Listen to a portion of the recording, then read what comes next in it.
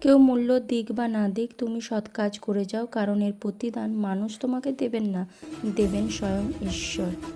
এ জীবনে কর্মই আসল, যে যেমন কর্ম করে তাকে সেই রকমই ফল পেতে হয়। সবাইকে শুভ সকাল জানিয়ে আমার এই ছোট্ট মিনি ব্লগটি শুরু করছি। এই পরিবেশটি আমার বাড়ির, মানে শ্বশুর বাড়ি। দিনটি ছিল বৃহস্পতিবার। তখন ঘড়িতে প্রায় 8টা বাজে। সকাল সকাল পুজো সেরে নিচ্ছি।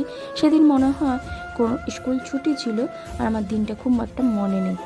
আর আমাদের বাগানে মোটামুটি সব রকম ফুল অল্প করে রয়েছে, যেটা দিয়ে নিত্য ভগবানের সেবা করা যাবে।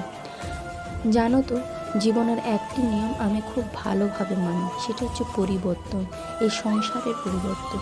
কোনো রাজা নেই যে যিনি চিরকাল রাজা থাকবে, আর কোনো ধনী ব্যক্তিও এমন নেই যে যিনি চিরকাল ধনী থাকবে।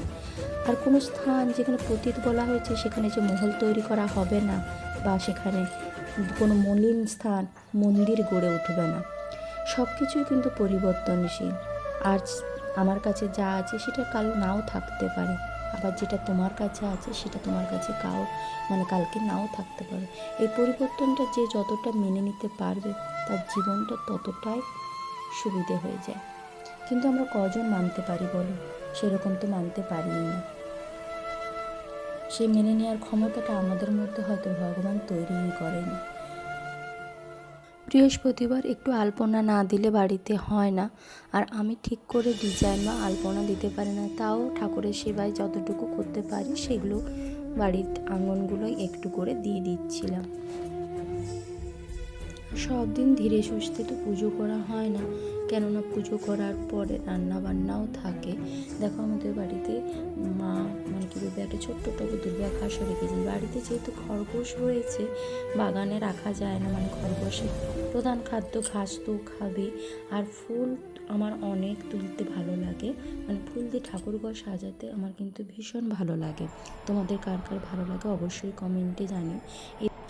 একটু বসন্তকালে, বাসন্তী পুজোর সময় আর দুর্গা পূজার সময় বাড়িতে স্থলপদ্ম থাকে, আর ফুলগুলো দেখতেও কিন্তু খুব সুন্দর লাগে। আমাদের বাড়িতে নির্দিষ্ট কোনো ঠাকুরঘর ছিল না, আগে ছাদে ছিল। ছাদে অসুবিধার জন্য নিচে নামিয়ে আনা হয়েছে। এখন নতুন করে পুরোনো রান্নাঘর ভেঙে ঠাকুরঘর করা হয়েছে, করা হচ্ছে সামর্থ্য অনুযায়ী। তো এখন বাবার খাটের কাছে মোটামুটি একটা ছোট্ট জায়গায় আসন পেতে ঠাকুর রাখা হয়েছে। ভগবান যতক্ষণ চাইবে না, ততক্ষণ ওনার কোনো কিছুই আমরা নিজের মনের মতো করে নিতে পারবো না। একটা উপযুক্ত সময় রয়েছে, যেদিন উনি ওখানে ঠিক প্রতিষ্ঠিত হবে, আমরা ভীষণ খুশি হব। ভগবানের জন্য আলাদা করে ঘর তৈরি করতে পারছি সামর্থ্য অনুযায়ী, এটাই আমাদের কাছে অনেক। যেদিন প্রতিষ্ঠিত করতে পারবো সেদিন তোমাদের সঙ্গে সবটাই শেয়ার করব। এখনকার মতো আসছি।